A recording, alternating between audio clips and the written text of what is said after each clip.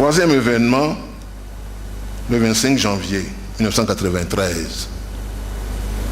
C'est dans ma maison que les leaders s'étaient réunis. Puisque j'habitais, c'était moi, parmi les leaders, j'étais celui qui était le plus proche de la place Fréau. Donc, on s'était donné rendez-vous chez moi. À l'exception de Ninevi, tout le monde était là. Ninevi est resté chez lui, était en train de coordonner les affaires avec Kodjo Agbeobe, puisqu'il avait des informations comme quoi les choses allaient mal, donc il appelait Kodjo Agbeobe.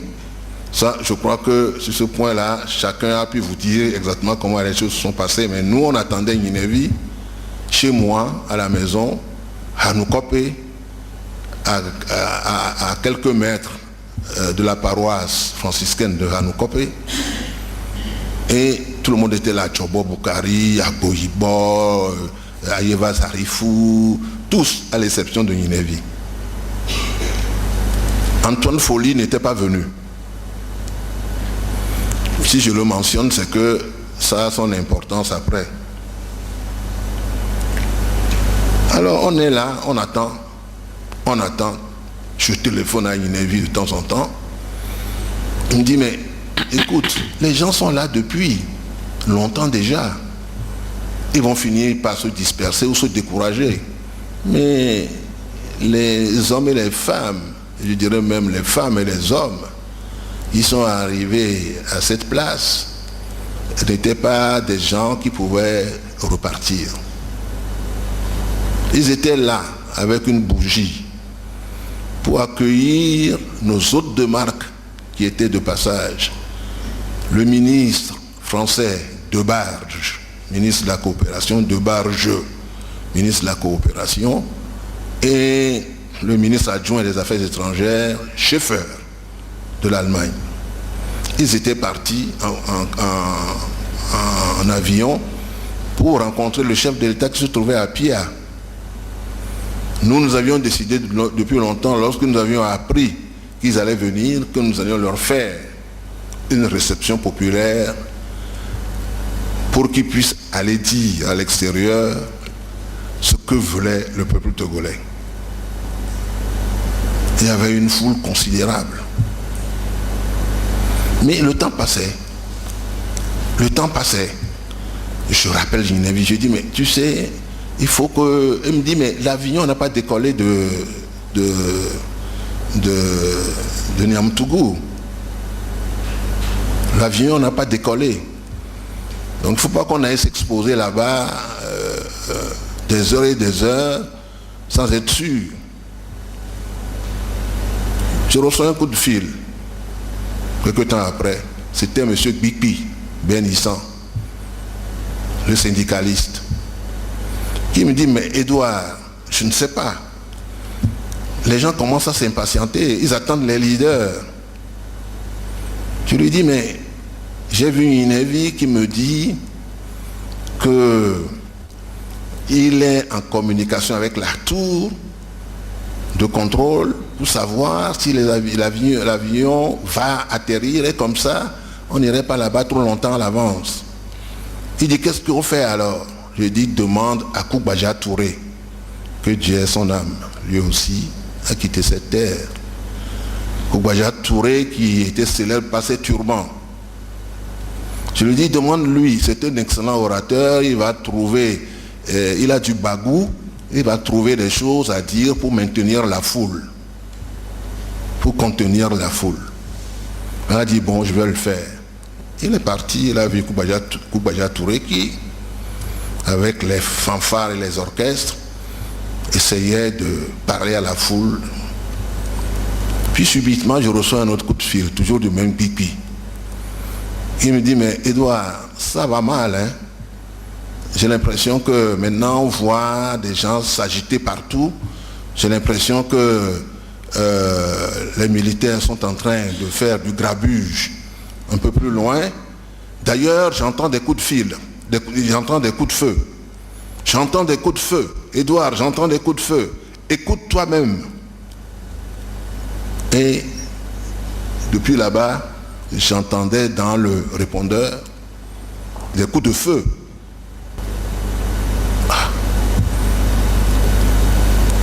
Qui me dit, écoute, moi je vais me mettre à l'abri. Je dis, mais vas-y. Il est parti. J'appelle Antoine Folly, qui lui habitait aussi pas loin de la pharmacie Mathia. Je lui dis, mais Antoine, mais toi tu es aux premières loges là. Comment ça va là-bas? Il me dit, ah oui, je vois des gens courir de partout. Ah oui, je vois des gens courir de partout. J'entends des coups de feu. Écoute, Edouard, on se reverra. Lui aussi, il s'est évaporé dans la nature. Qui peut lui reprocher? Alors, j'informe Ninévi, j'informe les camarades, et on décide qu'il faut que chacun rentre chez soi. Moi, je suis resté chez moi. Je voulais partir quelque part. Le commissaire Adomayakbo était retraité à l'époque, c'est un de mes très grands amis. Il m'a dit non, non, non, non, Edouard, tu ne bouges pas d'ici, reste chez toi tranquillement. Si tu prends un chemin quelconque, tu vas risquer de tomber sur des choses que tu n'as pas prévues et ça peut aller très mal. Donc je suis resté chez moi. Les camarades sont partis un à un, chacun chez soi. Le bilan fut lourd, en perte de vies humaines. Et nous devons avoir une pensée émue pour tous ceux qui sont tombés ce jour-là. On a vu des femmes âgées essayant de grimper des murs pour tomber dans des maisons. On les a vus tomber. Les images de cette affaire existent. Il y a eu une cassette qui a été filmée par qui a été fait par un cinéaste amateur, quelqu'un qui est là, qui a utilisé sa caméra pour prendre. Et j'ai vu de mes propres yeux que c'était des militaires qui avaient fait cette affaire. Le bilan humain était lourd, le bilan matériel était encore lourd. Toutes les voitures qui ont ramené des délégations et qui étaient là, surtout les doubles cabines de l'UTD, mon parti, que je mettais à la disposition du Côte 2 pour des manifestations de cette nature, 2 doubles cabines ont été brûlées. On se rappelle que les militaires déversaient de l'essence sur les voitures puis mettaient le feu. J'ai perdu 2 doubles cabines dans cette affaire. Sans compter la patrouille de la séquestration. Sans compter la maison. Alors de grâce, quand des fois on entend les gens poser des critiques à l'encontre de certains leaders, ma foi, ça peut faire mal parce qu'ils ne savent pas ce qu'ils ont souffert. Voilà pour ce qui concerne le 25 janvier. Merci, Monsieur le Premier ministre. Il y a Madame Ahiagno qui voudrait maintenant vous poser des questions. Excellence, moi je voudrais revenir sur la tragédie de Fréau-Jardin. Je voudrais avoir quelques précisions sur le lieu où je ne sais pas si c'est la marche devait avoir lieu. Est-ce que le premier lieu, est-ce qu'il y avait, c'était destiné quelque part, après il y a eu un changement de lieu selon les témoignages qu'on a eus, et puis des précisions sur l'heure exacte où la population devrait se rassembler pour accueillir les étrangers qui étaient là. Je voudrais... C'était au jardin Fréau que la population s'était rassemblée. C'était au jardin Fréau.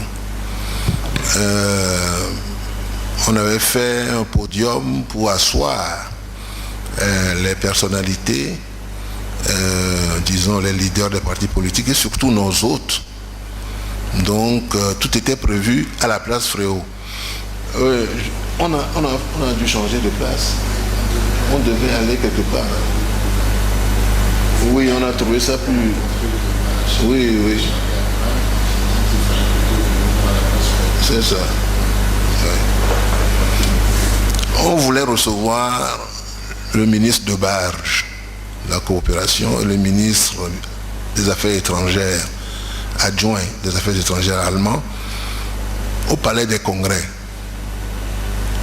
Et puis, on a dû changer d'avis parce que on se disait que c'était quand même pas l'endroit idéal pour les opposants recevoir les personnalités étrangères. On avait opté depuis longtemps pour les jardins Fréaux.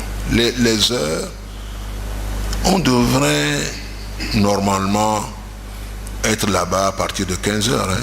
Mais la population était là-bas depuis midi. La population était là-bas depuis midi. Ce qui était particulièrement émouvant, c'était nos mamans. C'était nos mamans. Dont certaines ont été piétinées. On a vu des mamans chercher à monter les murs.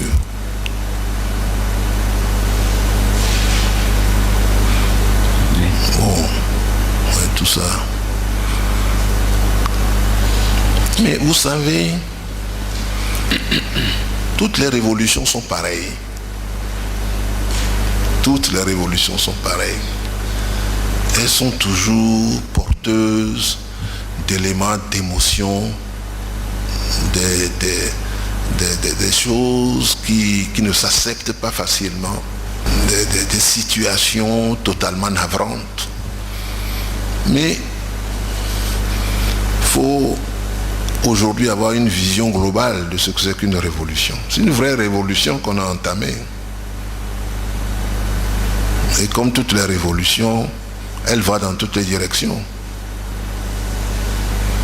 Une révolution populaire, si vous ne pouvez jamais l'encadrer comme il faut, elle va dans toutes les directions. On l'a vu, des révolutions dans nos pays, en Europe, dans l'histoire.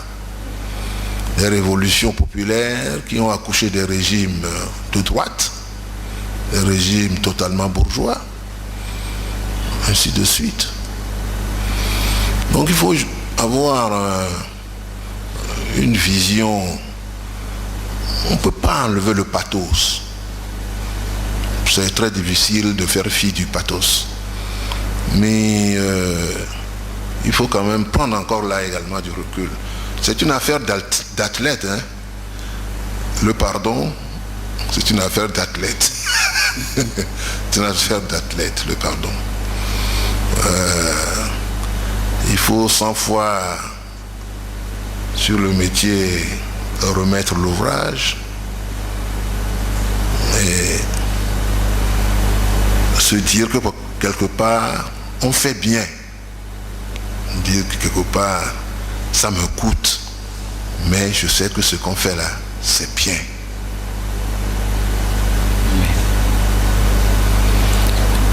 Merci, Monsieur le Premier ministre.